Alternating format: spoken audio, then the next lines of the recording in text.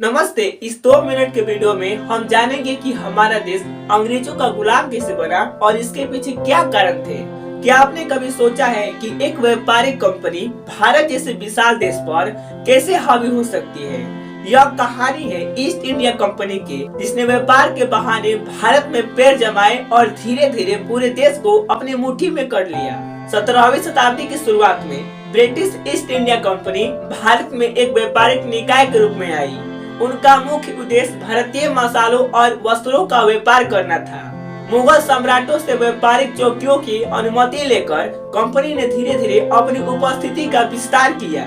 वे जानते थे कि भारत की आत्मनिर्भर अर्थव्यवस्था और लोकतांत्रिक स्थानीय सरकारें थी, लेकिन उन्होंने कमजोर होती मुगल साम्राज्य की स्थिति का लाभ उठाया। कंपनी ने सिर्फ व्यापार नहीं किया, बल्कि भारतीय शासकों की आंतरिक कमजोरियों का भी लाभ उठाया।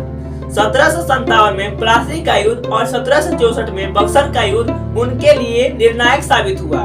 प्लासी में रॉबर्ट क्लाइव ने मीर जाफर जैसे प्रमुख हस्तियों के साथ रणनीतिक गठबंधन किया, जिससे नवाब सिराजुद्दौला की हार हुई।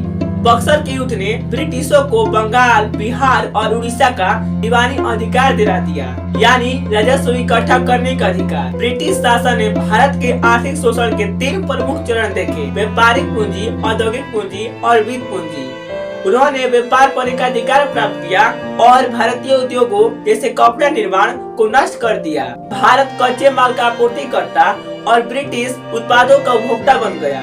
ब्रिटिशों ने विभिन्न भूमि राजस्व की प्रणालियां लागू की, जैसे अस्थायी बंदोबस्त, रेतवारी और महालवारी। 1793 में लॉर्ड कॉर्नवालिस द्वारा शुरू की गई अस्थायी बंदोबस्त प्रणाली जमींदारों को भूमि का मालिक बना दिया, जिन्हें कंपनी को एक निश्चित राजस्व का भुगतान करना होता था। इन नीतियों का उद्देश्य अधिकतर राजस्व प्राप्त करना था, जिससे कृषि का ठहराव और गिरावट हुई। भारी कराधान और संसाधनों के दोहा ने भारत को गरीबी में धकेल दिया। ब्रिटिश सफलता का एक प्रमुख कारण भारतीय राजाओं के बीच एकता की कमी और उनकी आपसी संघर्ष थे।